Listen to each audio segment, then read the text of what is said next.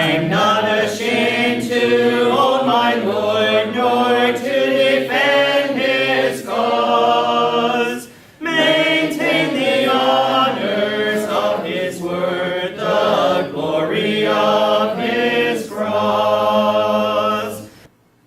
Hello, I am James Brown, and on behalf of the Eastern Church of Christ located in Toronto, Canada, I'd like to welcome you to Wednesday's edition of Walking Through the Bible, a podcast where we seek to study the Bible and the Bible alone. Please stick around afterwards for information on how you can contact us.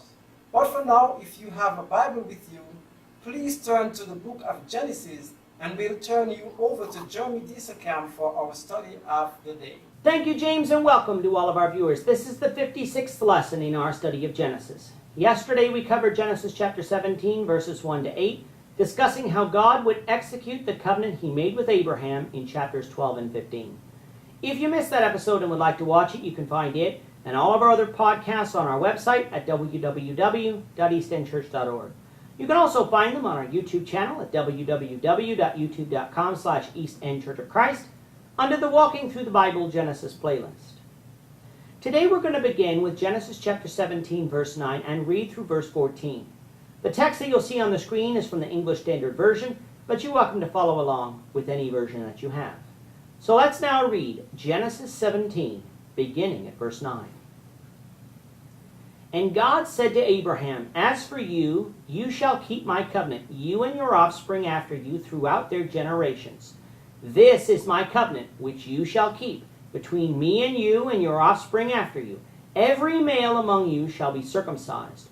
You shall be circumcised in the flesh of your foreskins, and it shall be a sign of the covenant between me and you. He who is 8 days old among you shall be circumcised. Every male throughout your generations, whether born in your house or bought with your money from any foreigner who is not of your offspring, both he who is born in your house and he who is bought with your money, shall surely be circumcised. So shall my covenant be in your flesh, an everlasting covenant. Any uncircumcised male who is not circumcised in the flesh of his foreskin shall be cut off from his people. He has broken my covenant. We left off yesterday with God explaining to Abraham that he would be a father of many nations and his descendants would possess the land of Canaan. In this section we have how this covenant would be sealed through circumcision. If you recall back to chapter 9 in lesson 36, God made a covenant with Noah and his descendants never again to destroy the earth with a flood. This covenant was independent of man's obedience and sealed with the rainbow, a natural phenomenon. The covenant spoken of in this chapter was different in that it wasn't sealed with a natural phenomenon and therefore required man's voluntary obedience. By circumcising the flesh of the male's foreskin, it would separate the descendants of Abraham from the nations round about him, who didn't very likely practice this. It was not meant as a hygiene issue, for this practice does not necessarily promote good hygiene. It was meant as a sign that would seal the covenant that God made with Abraham. God told Abraham when to circumcise the child, which was at 8 days old.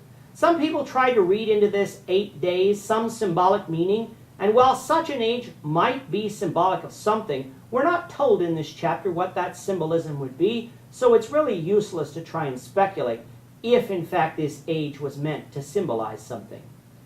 Who would be circumcised was also specified by God. It was to be every male that was born, whether that male was born in their house, meaning a direct descendant, or whether that male was bought with their money from a foreigner. That means that it was not just to be the oldest son or even just people who were born in Israel. It was to be every male that was brought into their household and treated as their family. What was the punishment for not doing this? The uncircumcised male would be cut off from the people, for he had broken the covenant.